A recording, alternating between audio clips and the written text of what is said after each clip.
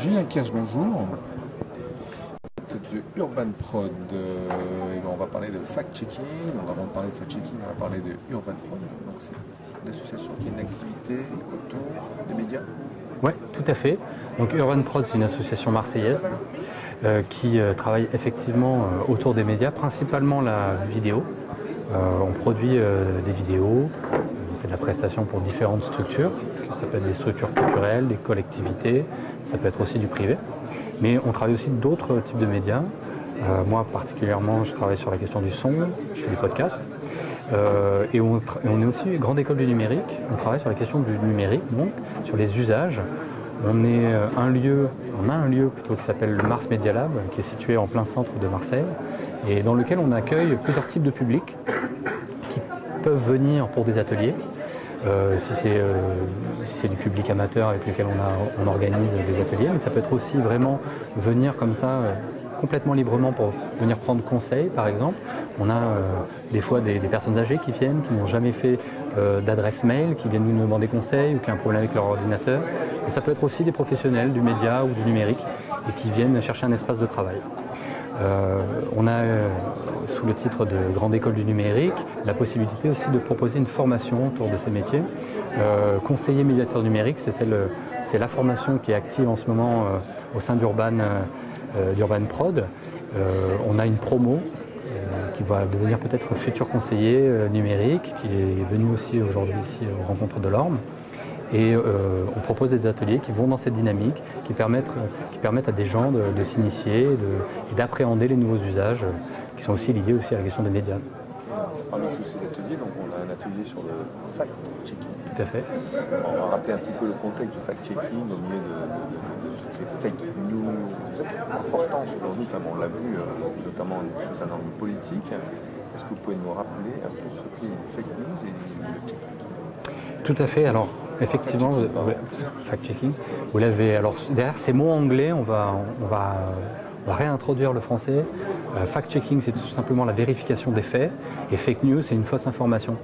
Donc, évidemment, c'est pas forcément si évident en vrai, mais on en a beaucoup entendu parler ces derniers temps. Juste pour recontextualiser, ce qu'il faut comprendre, c'est qu'avec l'arrivée d'Internet, évidemment, l'accessibilité à l'information s'est agrandie. Accompagné de cela, évidemment, l'émergence de tout un tas d'outils que sont les ordinateurs, les téléphones portables, qui sont venus s'ajouter aux médias déjà existants comme la télévision, la radio, sont venus amplifier les sources d'information. Les réseaux sociaux aussi sont un espace très consommé par les gens. L'usage d'Internet s'est agrandi aussi avec les réseaux sociaux et les gens sont régulièrement en consommation d'informations. Le fait est aussi que les gens ont pu assez facilement produire de l'information eux-mêmes. Aujourd'hui, il n'existe pas un reportage, enfin, s'il en existe, mais en tout cas sur des événements forts, sans qu'on ait dedans des contenus qui étaient produits par des amateurs, sans compter les nombres de forums et de blogs qui existent aussi sur la toile, sans parler non plus des réseaux sociaux eux-mêmes où tout un chacun peut s'exprimer. Donc on comprend qu'on a un écosystème assez large de production d'informations. Et dans cet écosystème, aujourd'hui, il y a des gens qui produisent des mauvaises informations. Alors c'est pas nouveau de produire des nouvelles informations, mais par contre de cette ampleur, c'est assez frais. Et aujourd'hui, on en mesure l'impact, on en mesure l'importance. Dans la consommation des médias, tout un chacun n'est pas forcément armé, équipé pour analyser le contenu qui lui est proposé.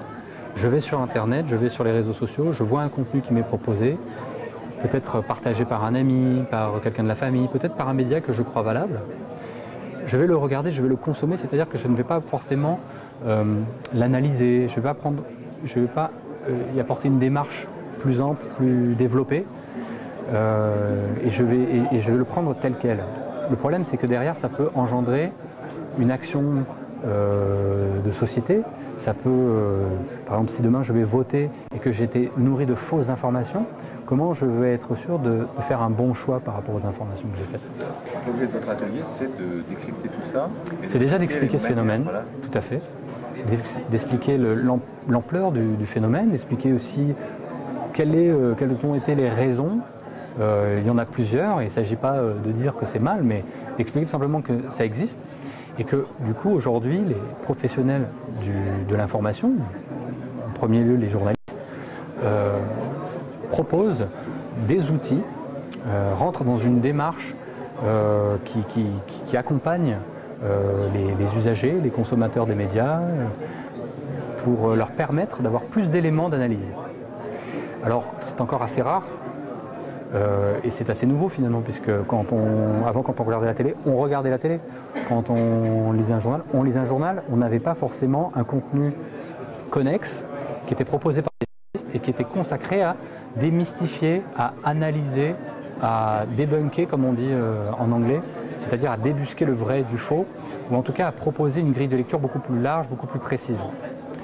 Ça c'est assez nouveau, et aujourd'hui ces outils commencent à exister, donc on est là pour les partager, et tout simplement, au travers de cet atelier, initier une démarche de tout un chacun qui est assez simple, qui est une démarche d'analyse, une démarche critique, de ne pas prendre pour argent comptant l'information qui nous arrive, et de se dire, ok, je vois quelque chose, j'entends quelque chose, est-ce que je peux prendre un peu de recul, essayer de comprendre ce qui m'arrive et de comprendre pourquoi je pense ça de cette image, et ensuite, est-ce que je ne peux pas initier une petite démarche dans un premier temps, faire une recherche sur Internet, essayer de croiser les sources d'informations autour de cette information justement, pour avoir plus de distance et plus d'éléments pour la comprendre.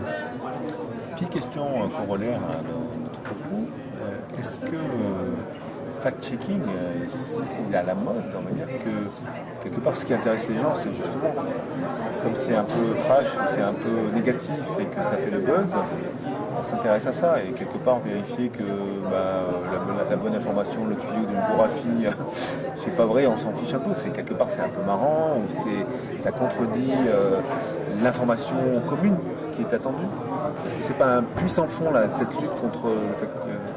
Alors je ne dirais pas que c'est un puissant fond. Ce qui est sûr, c'est que le sensationnalisme a toujours existé, ou en tout cas depuis longtemps, bien avant Internet, dans la question des médias. C'est un moteur, c'est aussi une stratégie pour vendre du contenu.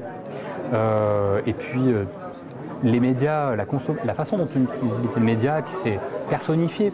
C'est-à-dire que quand on a un téléphone, on est seul face à cet appareil. Donc forcément l'adresse des journalistes ou l'adresse de tout communicant, parce que le journaliste est un communicant parmi d'autres, c'est adapté et c'est optimisé pour s'adresser plus précisément et coïncider avec les usages. Donc le sensationnalisme, parmi d'autres stratégies, effectivement a toujours été utilisé pour accrocher, pour choper, pour attirer l'attention.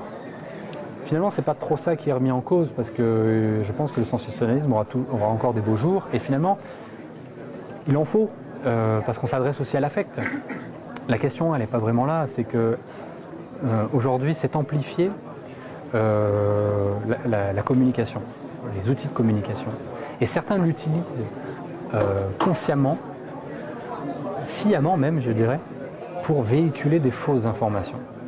Quand on sait ça, on peut très bien décider d'être une victime, décider d'être pris au piège, décider de tomber dans le panneau. On a le droit. Mais en tout cas, plein de gens tombent dedans sans le savoir.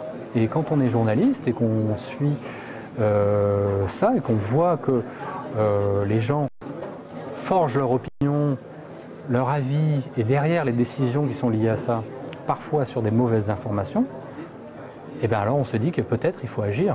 Alors peut-être que c'est une goutte d'eau, mais en tout cas c'est déjà faire sa part pour essayer de changer les choses. Et je pense que ce n'est pas une cause perdue d'encourager les gens à adopter un esprit critique. Je pense que c'est tout simplement un peu initier une dynamique. Et il y a plein de choses qui vont dans ce sens aujourd'hui, des grands médias qui s'en saisissent, donc c'est plutôt des bons indicateurs.